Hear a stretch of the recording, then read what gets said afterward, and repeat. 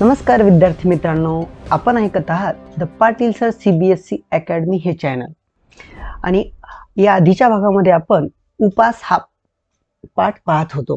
तर या पाठाचा पहिला भाग आपण अपलोड केलेला आहे. तर आज आपण उपास या पाठाचा दुसरा भाग पाहणार आहोत. तर काय बघितलं होतं आपण या पाठामध्ये पूर्वी, की पु ल देशपांडे हे जे लेखक आहेत यांचं वजन खूप वाढलेलं असतं आणि वजन वाढलेलं असल्यामुळं ते डाएट करण्याचा निर्णय घेतात. ये सब कुछ हम लोगों ने देखा था. तो आज उसके आगे का पार्ट हम देखने वाले हैं कि जब राइटर ये डिसाइड करता है कि मैं अब डाइट करूंगा, मैं वजन कम करूंगा, तो उसको बहुत सारे लोग मिलते हैं और अलग अलग सलाह देने लगते हैं. चलो फिर अब आगे देखते हैं कि आज क्या होता है. तो हमने देखा था कि एक दिन क्या होता है, नडगोंडा नाम का एक आदमी रहता है और उसको प्रमोशन मिलता है. प्रमोशन मिलने की वजह से वो पार्टी रखता है और पार्टी रखने के बाद क्या होता है कि पार्टी में जो राइटर है ये बहुत कुछ खाते हैं. मतलब वो उस दिन 6 प्लेट पकोड़े की खाते हैं. कितने प्लेट खाते हैं? 6 प्लेट खाते हैं पकोड़े. और बाद में जब उनके दोस्त उनको और खाने को कहते हैं तो 7वीं प्लेट हाथ में लेकर वो कहते हैं कि फिलहाल मैं डाइट पर हूँ. तब उनके दोस्तों को उनके ऊपर हंसी आती है, क्योंकि वो कहते हैं अरे बाबा, तुमने अब तक 6 प्लेट पकोड़े खाए हैं, अब 7वीं प्लेट हाथ में ली है और अब तुम कह रहे हो कि मैं डाइट पर हूँ. मतलब तुम्हें कुछ कुछ तो लगना चाहिए, कुछ तो शर्म आनी चाहिए तुमको कि ऐसे उनके जो दोस्त है उनको पागल कहने लगते हैं. यहाँ तक हमने पहले पार्ट में देखा था. चलो अब देखते हैं आगे क्या होता है. चलो बघा, शेवटी मला राहावेना भज्यांची 6वी प्लेट उडवल्यावर मी अत्यंत केविलवाण्या स्वरात सध्या मी डाएटवर असल्याचे सांगितल्यावर सर्वांनी मला वेड्यात काढले. यहाँ तक हमने अपने फर्स्ट पार्ट में देखा था. अब आगे देखते हैं. अरे पंत, खाण्याचा आणि वजनाचा काय संबंध? भिकोबा मुसळे म्हणाला. मी बघ 21 गुलाबजाम खाले, एवढंच काय? आपण तर आयुष्यात एक्सरसाइज नाही केला. तुझी कुंभरास नि कुंभ लग्न है.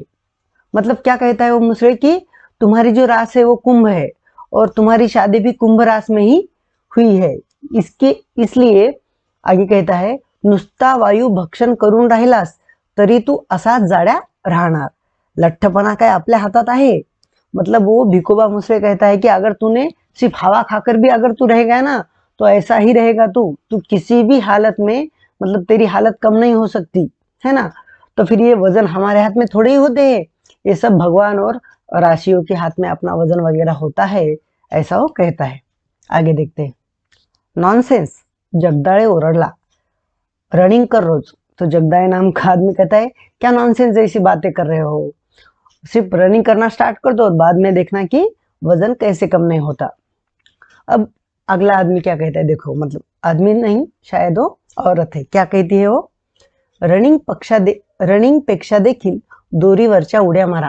बरं का पंत, माझ्या सिस्टरचं वेट 40 पाउंड उतरलं दोरीवरच्या उड्यांनी, कुमारी कमलिनी केंकरे म्हणाली. देखो, तब ये जो उनकी जो कलीग है उनका नाम है कुमारी कमलिनी केंकरे. वो कहती है कि रनिंग से भी इफेक्टिव, मतलब जो दोरी की जो कूदी होती है ना, एक्सरसाइज के लिए जो रस्सी के ऊपर से कूदते हैं लोग, वो बहुत इफेक्टिव होती है. और मेरे सिस्टर ने उसको आजमाया और उसका वजन 40 पाउंड से कम हो गया. ऐसी सलाह वो औरत उनको देती है राइटर को. आगे देखते हैं. शेवटी सर्वांच्या मते मी सकाळी रनिंग करावे आणि संध्याकाळी दोरीवरच्या उड्या माराव्यात असे ठरले.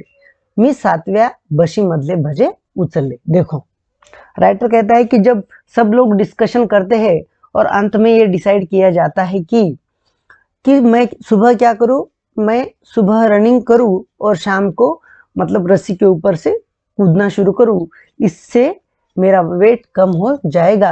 और इतना सब कुछ होने के बाद मेरे हाथ में जो मैंने 7वीं प्लेट ली थी पकोड़ों की, उसमें के पकोड़े मैंने खाना शुरू कर दिया. देखो, अब ऐसा अगर करेंगे तो वजन कैसा कम होगा. आगे देखते हैं. कुटुंबाचा मात्र माझ्या डाएटच्या बाबतीतला उत्साह अवर्णनीय होता, कारण रोज काही ना काही चमत्कारिक पदार्थ माझ्या पानात पडायला लागले. देखो, तो राइटर कहता है कि मैंने जो डाइटिंग करना शुरू किया था तो मेरे घर वाले आदमी बहुत ही एक्साइटेड हो गए थे। हर रोज कुछ नई नई चीजें मुझे खाने को मिल रही थी। अब यही देखो, एके दिवशी नुसती पडवळे उकडून तिने मला खायला दिली। शेवग्याच्या शेंगा, पडवळ, भेंडी, चवळीच्या शेंगा वगैरे सड़पातळ भाज्यांचा खुराक तिने चालू किया। तो राइटर कहते हैं जैसे ही मैंने डाइट करना शुरू कर दिया तो घर वाले बहुत एक्साइटेड हो गए और मुझे अलग अलग टाइप के मतलब चीज़ें खाना मैंने शुरू कर दिया। और जैसे की शेवग्याच्या शेंगा, पडवळ, भेंडी, चवळीच्या शेंगा वगैरे सड़पातळ भाज्यांचा खुराक त्याला सुरू केला कुणी, घरच्यांनी। आगे देखते हैं। कोबी, कॉलीफ्लावर वगैरे बाळशीदार मंडळींची स्वयंपाक घरातून हकालपट्टी झाली। राइटर कहता है कि मैं ज़्यादा ना बढ़ूं, मेरा वेट ज़्यादा ना बढ़े, तो जो भी बड़ी बड़ी जो सब्जियां रहती है जैसे कि गोभी, कॉलीफ्लावर, तो इनको खाने से अवॉइड कर दिया घर वालों ने, है ना। तो सब्जियां भी ऐसी पका कर देने लगे जो दिखने में मतलब एकदम दुबली पतली सी हो, वही दुबली पतली सब्जियां इनको खिलाने लगे। और जो सब्जियां मतलब बड़ी बड़ी हो दिखने को, जैसे गोभी, कॉलीफ्लावर वगैरह, तो इनको अवॉइड करना शुरू कर दिया घर वालों ने। तो राइटर कहता है कि मुझसे ज़्यादा तो एक्साइटेड मेरे घर वाले ही दिखाई दे रहे थे। आगे देखते हैं। सकाळचा चहा देखील सुरुवातीला होता तसा राहिला नाही। बिनसाखरेचा चहा इतका कडू लागत असेल अशी यापूर्वी कधीच कल्पना आली नाही मला। तो राइटर कहता है कि अब मैं जो सुबह सुबह जो चाय पीता था वो भी अब पहले जैसी नहीं लग रही थी। और राइटर कहता है कि ये बिगर शक्कर का जो चाय होता है ये इतना भी बुरा लगता होगा, ये तो मैंने कभी इमेजिन भी नहीं किया था, ऐसा वो कहते हैं। आगे कहते हैं, चहा सुरुवातीला बिनसाखरेचा असूनही कडू लागला नाही आणि आता का लागतो तेवढं सांग, असे म्हटल्यावर कुटुंबाकडून खुलासा मिळाला। तो राइटर एक दिन अपनी मिसेस को पूछने लगे कि जब मैं पहले चाय पीता था तो ये तो इतनी कड़वी नहीं लगती थी, लेकिन आजकल ऐसा क्या हो गया कि ये जो चाय है कुछ ज्यादा ही कड़वी लग रही है। तब ये क्वेश्चन पूछने के बाद घर वालों ने कहा की देखो, हेच ते म्हटलं काय उगीच, अहो सुरुवातीला मी तुम्हाला जो बिनसाखरेचा चहा दिला तो बिनसाखरेचा चहा नव्हताच मुळी, नव्हता, मग मला बिनसाखरेचा चहा म्हणून काय सांगितलंस? अहो थोडीशीच राहिली होती साखर, ती संपेपर्यंत म्हटलं घालू, काल संपली, आजपासून बिनसाखरेचा चहा केलाच की साखर न घालता। देखो, जब राइटर पूछते हैं तो पहले तो बगैर शक्कर की चाय इतनी कड़वी नहीं लगती थी, लेकिन आजकल वो कुछ ज्यादा ही कड़वी लग रही है। तब राइटर की जो बीवी है वो उनको कहती है कि मैं आपको पहले जो चाय देती थी उसमें थोड़ी थोड़ी शक्कर डालती थी, लेकिन अब क्या हो गया, कल से अपनी शक्कर खत्म हो गई तो आप शुरू कर दो बगैर शक्कर का चाय पीना। तो राइटर कहते हैं अरे बाप रे, मतलब बगैर शक्कर के नाम से तुमने मुझे शक्कर वाली ही चाय पिला दी है ना। तो अब देखो, अगर ऐसा होगा तो मेरा वेट कैसे कम होगा, ऐसा राइटर कहते हैं। आगे देखते हैं। हाँ, म्हणजे खलास, अगं किती लाख कॅलरीज गेल्या असतील माझ्या पोटात, कसलं कमी होतंय माझं वजन, पण सांगितलं का नाहीस मला। देखो, तो राइटर कहता है कि अरे बाप रे, मतलब तूने मुझे बगैर शक्कर की चाय बोलकर शक्कर की ही चाय पिला दी। अगर ऐसा ही होता रहेगा तो मेरा वजन कैसे कम होगा, और तूने मुझे क्यों नहीं बताया कि तुम थोड़ी थोड़ी उसमें शक्कर डाल रही हो। ठीक है, चलो उगीच आरडाओरडा नका करू, वजनाचं ते काय मेलं, हळूहळू होईल, हळूहळू कमी, आणि कोणाचं मागून खात नाही म्हणावं आम्ही, स्वतःचं कमवून खातो म्हणावं, वाढलं तर वाढू दे वजन, मुलांना देण्यासाठी लाडू काढून बशीत ठेवत माझ्या वजनक्षय संकल्पाला आणखी नवे सुरुंग लावत ती उद्गारली। देखो, अब जब राइटर ऐसा कहने लगा तो राइटर की जो पत्नी है वो कहने लगी ज्यादा चिल्लम चिल्लाहट मत करो, वजन का क्या होगा धीरे धीरे कम, और अगर किसी ने कहा तो कहना कि हम खुद की कमाई का खाते हैं, किसी को मांग कर नहीं खाते। और ऐसा कहते वक्त उनकी मिसेस क्या करती है, एक लड्डू निकालकर बस्सी में रखती है और ऐसा बोलती है। तो राइटर कहता है कि जैसे ही मैं लड्डू को देखता हूँ तो मेरे मुंह में पानी आ जाता है, और मैंने जो कमिटमेंट की थी उस कमिटमेंट को इससे असर पड़ता है, क्योंकि जैसे हम वो सीरियल देखते हैं ना, कौन सी, छोटू और मोटू की, तो जैसे ही वो जो मोटू रहता है वो समोसे देखता है, उसके मुंह में पानी आ जाता है। अपने राइटर का भी कुछ वैसा ही हाल है। जैसे वो लड्डू वगैरह कुछ अच्छी चीजें देखता है तो वो खुद को रोक नहीं पाता। तो ऐसा बोलते वक्त उनकी मिसेस लाडू निकालती है और लाडू देखते ही राइटर के मुंह में पानी आ जाता है। अब आगे देखते हैं। हाँ, तो इसीलिए राइटर कहता है कि मैंने जो कमिटमेंट की थी उसको वो लाडू देखकर क्या होता है, सुरंग लगता है। सुरंग लगना यानी कोई चीज को कोलैप्स करना, मतलब इनकी कमिटमेंट पूरी तरह से कोलैप्स हो जाती है। किस वजह से? लाडू को देखकर। आगे देखते हैं। लाडू कशाला केलेस? साखर असेल त्यात। तो लाडू को देखकर, लड्डू को देखकर राइटर कहता है कि लड्डू की किस लिए की तुमने, उसमें शक्कर होगी ना। तो उनकी मिसेस कहती है, इश, साखरेशिवाय लाडू आमच्या नाही घराण्यात केले कोणी। तो वो जो उनकी मिस मतलब पत्नी कहती है कि बगैर शक्कर के लाडू भले कैसे हो सकते हैं, और हमारे खानदान में तो किसी ने ऐसे लाडू नहीं बनाए कि जिसमें शक्कर ना हो। चलो, अब तात्पर्य, चहा बिन साखरेचा होता हे खरे, परंतु लाडवाच्या रूपाने काही कॅलरीज पोटात गेल्यास। देखो, मतलब मैंने क्या कहा था कि राइटर खुद को कभी रोक ही नहीं पाता। उनके सामने जब पकोड़े आते हैं तभी वो 7-7 प्लेट पकोड़े खाते हैं, उनके सामने लड्डू आते हैं तो लड्डू भी खा जाते हैं। तो यहाँ पे वो कहते हैं कि चलो समझो, मैंने जो चाय पी थी उसमें शक्कर नहीं थी, लेकिन मैंने जो लड्डू खाया उसमें तो शक्कर थी। तो लड्डू के रूप में मेरे पेट में कुछ ना कुछ तो कैलोरीज गई। मतलब राइटर ने क्या किया होगा आप इमेजिन कर सकते हो। मतलब राइटर ने उन लड्डू को खाया ही है, इसीलिए वो कहता है कि लाडवाच्या रूपाने काही कॅलरी पोटात गेल्यास, मतलब उन्होंने वो लाडू खाया। आगे देखते हैं। दोरीवरच्या उड्यांचा फक्त एकदा प्रयत्न केला व पहिली उडीच शेवटची ठरली। देखो, राइटर कहता है कि मैंने सिर्फ एक ही बार वो ट्राई किया, क्या, वो रस्सी के ऊपर से कूदना, क्योंकि और फर्स्ट ही मेरा जो एक्सपेरिमेंट था वही लास्ट हो गया। क्यों?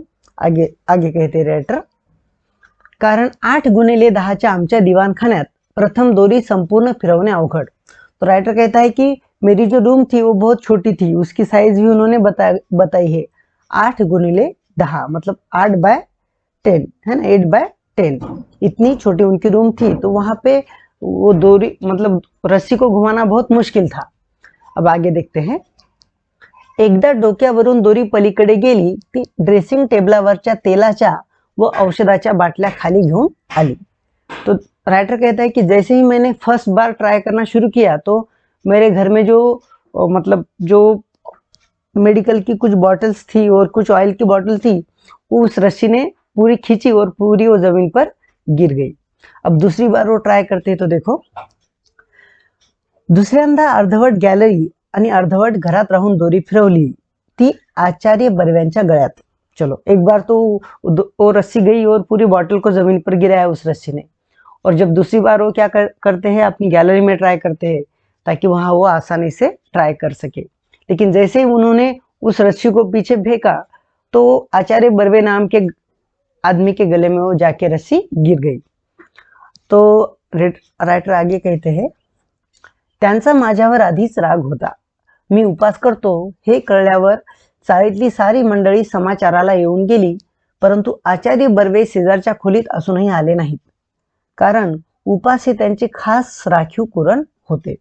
तो राइटर कहता है कि जिस आदमी के गले में मेरी रस्सी पड़ गई थी वो तो पहले से ही मेरा दुश्मन जैसा ही था, क्योंकि जब मैं जो डाइट का एक्सपेरिमेंट कर रहा था इसकी खबर पूरी कॉलोनी को लगी तो पूरी कॉलोनी के लोग मुझको मतलब पूछ के गए थे कि क्या हालचाल चल रहा है, डाइट क्या कह रहा है, वजन कम हो रहा है, ऐसा सब लोग आके गए। लेकिन आचार्य बर्वे उनको ना आए ना उनको कुछ पूछा उन्होंने, और आज उन्हीं के गले में ये रस्सी पड़ जाती है। आगे देखते हैं क्या होता है। हा दृष्टपणा माझ्या गळ्यात दोरी अडकून केलात हे ठीक झालं, पण तुमच्या वयाला न शोभणाऱ्या ह्या धिंगामस्तीला दुसरा कोणी माझ्यासारखा बळी पडला असता तर तुमची धडगत नव्हती। मी तुम्हाला क्षमा करतो। देखो, जब जिस आचार्य बर्वे जी के गले में रस्सी पड़ जाती तो वो क्या कहता है कि ठीक है, अच्छा हुआ कि मेरे गले में ये आपकी रस्सी पड़ गई, लेकिन आपको इस उम्र में ऐसी चीजें करना शोभा देता है क्या, है ना। अब शुक्र करो कि मेरे ही गले में रस्सी पड़ी है, अगर किसी और के गले में अगर रस्सी पड़ी होती तो आपको कदापि माफ नहीं करता, ऐसा वो कहते हैं। चलो अब आगे देखते हैं क्या होता है। चलो तो देखो, पण मी हे मुद्दाम केलं नाही आचार्य, अहो वजन कमी करायला दोरीवरच्या उड्या मारतोय मी। तो राइटर कहता है कि आचार्य जी, मैंने जानबूझकर आपके गले में रस्सी नहीं डाली है, मेरा वेट कम करने के लिए एक्सरसाइज कर रहा हूं मैं। तब वो आचार्य कहते हैं काही उपयोग होणार नाही। आचार्य कहते हैं काही उपयोग होणार नाही। तर रायटर म्हणतात का, का म्हणजे जिभेवर ताबा नाही तुमचा, संयम हवा, मनाची एकाग्रता हवी, त्यासाठी प्रथम म्हणजे काही गोष्टी सोडाव्या लागतील। तो देखो, तो आचार्य बर्वे क्या कहते हैं उनको कि कुछ फर्क नहीं पड़ने वाला, तुम रस्सी के ऊपर से कूदो या कहां से भी कूदो, तुम्हारा वेट कम नहीं होने वाला है। जब राइटर पूछता है तो ऐसा क्यों, तो आचार्य कहते हैं कि इसके लिए आपका खुद के जो इंद्रिय है उसके ऊपर कंट्रोल होना चाहिए, आपकी जिह्वा पर कंट्रोल होना चाहिए, आप में पेशेंस का होना बहुत जरूरी है, आपको कॉन्सेंट्रेशन का होना बहुत जरूरी है। तो अगर तुमको वेट कम करना है तो कुछ चीजें आपको छोड़नी पड़ेगी। देखो, अब आप ऊपर पहले पार्ट में हमने देखा था कि लोग उनको क्या क्या छोड़ने को कहते हैं। अभी आचार्य जी ही बचे थे कि जो उनको सलाह देने वाले थे। देखो अब आचार्य जी उनको क्या क्या छोड़ने को कहते हैं। देखो अब देखो, पण मला बोलो, हाँ देखो आचार्य जी उनको क्या कहते हैं, आता ह्या उड्या मारायला मी लाज देखील सोडली, हे पाहता ना तुम्ही बाबा। तो राइटर कहता है देखो मैंने लाज शर्म तो छोड़ दी, ये तो आप देख रहे हो। तो आचार्य कहते ठीक है, प्रथम बोलना सोड़ा। तो आचार्य जी कहते कि ये तो ठीक है, लेकिन सबसे पहले आप है ना लोगों को बोलना छोड़ दो। तो राइटर कहते हैं बोलणं सोडू, अजिबात, खाण्यासाठी तोंडाचा वापर कमी करायचा एवढं पाहिलं तुम्ही, पण बोलण्यासाठी देखील त्याचा वापर बंद केल्याशिवाय तुमची जीभ ताब्यात राहणार नाही। तर आचार्य जी उनको कहते हैं कि आपको तो पता ही होगा कि खाने के लिए मुंह का इस्तेमाल कम करना चाहिए, लेकिन बोलने के लिए भी मुंह का इस्तेमाल कम करना पड़ेगा, तब जाके आपका आपकी जिह्वा के ऊपर नियंत्रण हो जाएगा। और जब आपका जिह्वा के ऊपर नियंत्रण हो जाएगा तभी आपका वजन कम हो जाएगा, ऐसी सलाह आचार्य जी उनको देते हैं। आगे देखो, पण मला बोललंच पाहिजे बाबा, मी केविलवाण्या स्वरात ओरडलो। तो आचार्य जी को राइटर कहता है कि बोलना तो मुझे पड़ेगा ही, है ना, क्योंकि वो मेरी मजबूरी है बोलना। तो आचार्य जी कहते हैं का पण एवढा संयम नाही तुमच्यात, मनाचं सामर्थ्य मोठा है, मौन ही शक्ति है, मौनम सर्वार्थ साधनम, ऐसा कुछ उनको कहना होगा। तब आगे देखते हैं। तो आचार्य जी कहते हैं कि क्यों तुम इतना भी कंट्रोल नहीं कर सकते, तुम्हें पता है क्या कि मौन रहने में कितना बड़ा सामर्थ्य होता है, मौन रहना एक शक्ति है। ऐसा वो लेक्चर देना शुरू करते हैं आचार्य जी। उड्या मारायच्या माझ्या दोरीचे एक टोक हातात धरून बाबा एक तास मौनाचं महत्व या विषयावर बड़बड़त होते। तब मेरी जो रस्सी है वो हाथ में लेकर आचार्य जी मुझे 1 घंटे तक लेक्चर देते रहे। किस चीज के ऊपर, मौन के इम्पॉर्टन्स के ऊपर। शेवटी त्यांचा वाक प्रवाह अडवून मी ओरडलो, पण बाबा मी बोललं नाही तर खाऊ काय। तो वो तो लेक्चर देना उनका शुरू ही था और 1 घंटे तक उनका लेक्चर देना कंटिन्यूअसली चालू था। तो राइटर कहता है कि मैंने उसको ब्रेक करके उनको कहा कि अगर मैं नहीं बोल पाया तो मैं खाऊं क्या। तो आचार्य कहते हैं म्हणजे बोलण्याचा आणि खाण्याचा काय संबंध। तब राइटर मतलब आचार्य जी कहते खाने का और बोलने का क्या रिलेशन है ना। तब राइटर कहते हैं मी टेलीफोन ऑपरेटर आहे बाबा, दिवसभर बोलावंच लागतं मला। तब राइटर की जॉब क्या थी, टेलीफोन ऑपरेटर, इसलिए बोलना तो उनको था ही क्योंकि उनका जॉब ही बोलने का था। तो किसी भी हालत में वो बोलने को अवॉइड नहीं कर सकते थे। आगे देखो, मग कसलं वजन उतरवणार तुम्ही, अत्यंत कारुण्यपूर्वक कटाक्ष टाकून बाबा गेले आणि त्यांच्या गळ्यात पडलेली दोरी मघाशी मी गच्च का आवळली नाही या विचाराने मला पश्चाताप झाला। देखो, तब इतना लेक्चर सुनने के बाद और आचार्य जी कहते हैं कि तो फिर तो तुमको कोई नहीं बचा सकता, क्योंकि किसी भी हालत में तुम्हारा वजन अब कम नहीं होने वाला। और ऐसा करके वो निकल जाते हैं। तब राइटर कहता है कि मुझे ऐसा लग रहा था कि उनके गले में जो रस्सी पड़ी थी, न जाने मैंने उसको बहुत जोर से क्यों नहीं खींचा, ताकि है ना, ताकि उनका गला घुट जाए। तो इस चीज का मुझे मतलब पश्चाताप हो रहा था, ऐसा राइटर कहता है। आगे देखते हैं क्या होता है, देखो, है ना। तो सब चीजें यहाँ पर जोकिंगली कही गई है, इनको ज्यादा सीरियसली लेने की जरूरत नहीं है। चलो, मग मात्र मी चिडलो आणि निश्चय केला की बस, यापुढे उपास वजन उतरेपर्यंत उपास। मला मी काटकुळा झाल्याची स्वप्ने पडू लागली। देखो, अब राइटर कहता है कि अब ये सब कुछ हो जाने के बाद मुझे बहुत गुस्सा आया और मैंने अब डिसाइड किया कि अब बहुत हो गया। अब जब जब तक मेरा वजन कम नहीं होता तब तक बस मैं फास्ट पर ही रहूंगा बस। और इतना डिसाइड करने के बाद राइटर कहता है कि मुझे ख्वाब आने लगे, मतलब मुझे सपने आने लगे। किस चीज के सपने आने लगे, अब देखो, मला मी काटकुळा झाल्याची स्वप्ने पडू लागली। तो राइटर कह रहा है कि मुझे ऐसा क्यों सपने में आ रहा था कि मेरा वजन बहुत ही कम हो गया है। भरल्या ताटावरून मी उठू लागलो। बिन साखरेचा आणि बिन दुधाचाच काय, पण बिन चहाचा चहा देखील मी पिऊ लागलो। साखर पाहिली की माझ्या अंगाचा तिळपापड होऊ लागला। केवळ फळांवर मी जगू लागलो। लिंबाचा रस तर मला अमृतासारखा वाटू लागला। धरोष्ण दुधासाठी मी अधूनमधून अंधेरीच्या गोठ्यात जाऊ लागलो। दोरीवरच्या उड्या तर केवळ खालच्या मजल्यावरील मंडळींच्या दुष्टपणाने व आकसाने केलेल्या तक्रारीमुळे थांबाव्या लागल्या। देखो, राइटर कहता है कि मुझे अब ऐसे ख्वाब आने लगे कि मेरा वजन कम हो गया।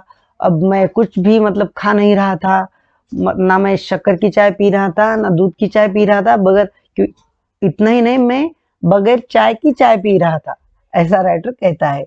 और शक्कर देखने के बाद तो मुझे तो इतना गुस्सा आ रहा था कि पूछो ही मत। और मैं भरे हुए मतलब जो अपनी थाली है उसके ऊपर से उठ रहा था, मैंने खाना छोड़ दिया। मैं सिर्फ साधु जैसे फलों के ऊपर रहते ना, वैसे ही मैं रह रहा था। और जो नीम का जो रस रहता है वो तो मुझे अमृत जैसा लग रहा था, ऐसा राइटर कहते हैं। और वो कहते हैं कि वो जो रस्सी के ऊपर जो कूदना था, तो हमारे और नीचे के मंजिल पर जो लोग रहते थे उनके मतलब उनकी वजह से मुझे वो छोड़ना पड़ा था। क्या, रस्सियों के ऊपर से कूदना। आगे देखते हैं क्या कहते हो, देखो, बघा, 10 उड्या पाय न अडकता मारण्यापर्यंत मी पोहोचलो होतो। देखो, राइटर ने समझो कहीं और पर मतलब ख्वाब में शुरू कर दिया होगा रस्सी के ऊपर से कूदना। तो राइटर कहता है कि 10th जो है, मैं आसानी से 10th तक रस्सी के ऊपर कूद रहा था, है ना, 1 2 3 4 10 ऐसा। आगे देखते हैं, कचेरी सुटली की मी गिरगाव रस्त्याने धावत येऊ लागलो। केवळ पौष्टिक आणि सात्विक आहार सुरू केला। जवळजवळ 10-12 दिवस हा क्रम चालू होता। माझ्यातला फरक मलाच कळत होता। लहान मुले बी पेरले की रोप किती वाढले हे रोप उपटून पाहतात, त्याप्रमाणे संध्याकाळी काट्यावर वजन करावे असे वाटत होते। पण मी ती इच्छा दाबून धरली। बरोबर 1 महिन्याने वजन करणार होतो। 1 महिनाभर तुपाचा थेंब देखील पोटात जाणार नव्हता, केवळ दूध। दुर्दैवाने रोज गाईचे धरोष्ण दूध मिळण्याची सोय नव्हती, पण एकूण आहार व्रत जोरात चालू ठेवले। तो राइटर कहते हैं कि अब मुझे बहुत अच्छे अच्छे मतलब ख्वाब आना शुरू हो गए थे कि मैं अब रनिंग कर रहा था। मैंने बहुत ही सीधा साधा खाना शुरू किया था। मैं सिर्फ पौष्टिक और सात्विक ही भोजन ले रहा था। और ऐसा करीब करीब 10-12 दिनों तक ये सब कुछ चलता रहा। तो राइटर कहता है कि मेरे में जो डिफरेंस है वो मेरी समझ में आसानी से आ रहा था। तो छोटे बच्चों का एक एग्जाम्पल दिया है कि वो जब कोई सीड्स लगाते हैं तो हर रोज उसको ऐसा उखाड़ कर देखते हैं कि वो उग रहा है या नहीं। तो इसलिए मैंने डिसाइड किया कि अब मैं 1 महीने तक बिल्कुल भी मतलब वजन नहीं देखूंगा कि कितना कम हुआ है, क्योंकि 1 महीने के बाद मैं जब देखूंगा तब मुझे बहुत ज्यादा डिफरेंट दिखाई देना चाहिए, ऐसा वो कहता है। और 1 महीने तक मैंने घी की एक बूंद भी अपने पेट में नहीं जाने दी थी, ऐसा राइटर कहता है। चलो आगे देखते हैं। तो सब कुछ मतलब मेरी जो तैयारियां थी वेट कम करने की, वो बहुत जोर शोर से शुरू थी, ऐसा राइटर कहते हैं। आगे देखता है क्या होता है, देखो, पंधरवडा भरात फक्त 2 वेळा साखरभात खाला. एकदा साकोजीने चोरून कोळंबी भात चारला व खालच्या मजल्यावरच्या भाऊजी पसरटवारांनी एकदा नागपुरी वडाभात पाठवला होता. एवढे अपवाद वगळल्यास भाताला स्पर्श देखील नहीं केला. तो राइटर कहते कि पिछले 15 दिनों में मैंने सिर्फ 2 ही बार को राइस खाया था, है ना. अब आगे कहते हैं, हाँ, त्यामुळे मुख्यतः चरबीयुक्त द्रव्ये शरीरात कमी गेली. माझा एकूण निश्चय पाहून चाळीतल्या मंडळींचे आदर दुनावल्याचे माझ्या सूक्ष्म नजरेतून सुटत नव्हते. तो राइटर कहता है कि मेरा ये जो सैक्रिफिकेशन है, मैंने ये जो चीजें छोड़ी थी, ये सब कुछ देखकर मेरी जो कॉलोनी के लोग हैं मेरा काफी रिस्पेक्ट करने लगे थे, इसका एहसास मुझे हो रहा था. अब आगे देखते हैं क्या कहते हैं राइटर. जी मंडळी माझ्या डाएटची आणि उपासाची चेष्टा करत होती त्यांनीच पंत फरक दिसतो हं अशी कबुली द्यायला सुरुवात केली. तब राइटर कहते हैं कि जो लोग पहले मेरी मतलब उपासना करते थे या मेरा मजाक उड़ाते थे, वही लोग अब कहने लगे थे कि मतलब डिफरेंस दिख रहा है, हाँ, मतलब काफी वजन आपका कम हो गया है, ऐसा वो लोग कहने लगे थे. देखो, जानोबा रेंग्यांसारख्या अत्यंत कुजकट शेजाऱ्यालाही पंत बघा, जानोबा रेंग्यांसारख्या अत्यंत कुजकट शेजाऱ्यालाही पंत भलतेच काय हो रोडावलेत असे मान्य करावेच लागले. तो इनका जो मतलब इनके पड़ोस में जो रहता था वो भी उनको कह रहा था कि कितने आप मतलब दुबले पतले दिखाई दे रहे हो. अशा मंडळींच्या प्रशस्तीने मला भीती वाटत होती ती एकाच गोष्टीची, म्हणजे मूठभर मांस वाढण्याची. पण असली तुरळक तारीफ ऐकून मी चलण्यासारखा नव्हतो. तो राइटर कहता है कि ये जो सब लोग मुझे कह रहे थे कि बहुत आपका वजन कम हो गया, मतलब आपने कितने बड़े सैक्रिफाइस किए, तो लोग ये जो ऐसा मेरा रिस्पेक्ट कर रहे थे, तो कभी कभी मुझे डर लग रहा था कि इस रिस्पेक्ट की वजह से कहीं मेरी छाती चौड़ी ना हो जाए, क्योंकि छाती अगर चौड़ी हो गई तो मेरा वजन बढ़ जाएगा, ऐसा वो मजाकिया तौर पर कहते हैं. इतक्या असामान्य मनोनिग्रह आणि जिव्हा नियंत्रणानंतर कमीत कमी 20 ते 25 पौंडांनी माझे वजन घटले पाहिजे अशी माझी खात्री होती व त्या खात्रीने मी आमच्या ऑफिस समोरच्या वजनाच्या यंत्रावर पाय ठेवला आणि अनेली टाकून तिकीट काढले. तो राइटर कहता है कि इतने सारे सैक्रिफाइस करने के बाद, इतना सारा कमिटमेंट करने के बाद मुझे ऐसा लग रहा था कि अब कम से कम 20-25 पाउंड तो वजन मेरा कम हुआ ही होगा. तो ऐसा मन में डिसाइड करके मैंने क्या किया कि जो हमारे ऑफिस के सामने जो मशीन थी उस मशीन में मैंने कॉइन डाला और अब देखता हूँ कि वो मशीन मेरा वजन कितना बताती है. महिन्यापूर्वी याच यंत्राने माझे वजन 181 पौंड दाखवले होते. 1 महिन्याचा उपास, निरआहार, शास्त्रोक्त आहार, दोरीवरच्या उड्या इत्यादि उग्र साधना केल्यावर आज तिकिटावर वजन. तो अब हम देखते हैं कि राइटर कहता है कि मैंने क्या क्या नहीं किया था, मतलब 1 महीने से, मतलब 1 महीना पहले इसी मशीन ने मेरा वजन जो था तो 181 पौंड इतना दिखाया था. तब 1 महीने का उपवास, फिर उसके बाद निरआहार, शास्त्रोक्त आहार और रस्सी के ऊपर से कूदना, इतनी बड़ी घोर तपस्या के बाद अब देखता हूं कि मेरा वजन कितना है. और देखते हैं क्या होता है. मिनिट भर माझा विश्वासच बसेना, 192 पौंड आणि भविष्य होते, आप बहुत समझदार और गंभीर है. देखो, तब राइटर अपना वजन देखता है तो वजन रहता है 191 पौंड, मतलब वजन कम नहीं हुआ था बल्कि 10 पौंड से बढ़ गया था. और मशीन इनका भविष्य बताती है कि आप बहुत समझदार और गंभीर है. देखो, तब लेखक ने ये सब कुछ किस लिए किया था? वजन घटाने के लिए. लेकिन असर क्या होता है? उनका वजन बढ़ जाता है. और बढ़ेगा भी क्यों नहीं? अगर जो आदमी 7-7 प्लेट पकोड़े खाता हो, लड्डू खाता हो, सब कुछ करता हो और तो फिर उसका तो वजन बढ़ना तो तय ही है. तो ये सब कुछ जो था, ये सब इमेजिनेशन के तौर पर राइटर ज्यादा कर रहे थे. रियलिटी में उन्होंने कुछ भी नहीं छोड़ा था, है ना, लेकिन इमेजिन में उन्होंने सब कुछ छोड़ा था. तो इसका रिजल्ट तो कुछ ऐसा ही निकल के आने वाला था. अब लास्ट की लाइन में हम देखते हैं की हल्ली मी वजन आणि भविष्य या दोन्ही गोष्टींची चिंता करायची सोडून दिले आहे आणि विशेषतः डाएटच्या आहारी तर या जन्मात जाणार नहीं, छे छे वजनाचा मार्ग भलत्याच काट्यातून जातो। तो राइटर कहते हैं कि अब फिलहाल तो मैंने ये सब कुछ वेट का और इसका मतलब टेंशन लेना छोड़ दिया है, क्योंकि ये जो डाइटिंग फाइटिंग ये जो चीजें रहती है ये मेरे बस की बात नहीं है। तो ये बहुत ही मतलब बहुत ही कठिन चीज है ये। तो यहाँ पर सब कुछ जो ये चैप्टर है ये एक मजा किया चैप्टर है। लेखक ने बहुत सारे उनके जो एक्सपेरिमेंट है हमारे साथ शेयर किए हैं। अगर आपको हमारा ये प्रयास अच्छा लगता है तो आप अपने दोस्तों के साथ शेयर करना ना भूलिए। आप देख रहे थे the Patil sir CBSE academy. Thank you.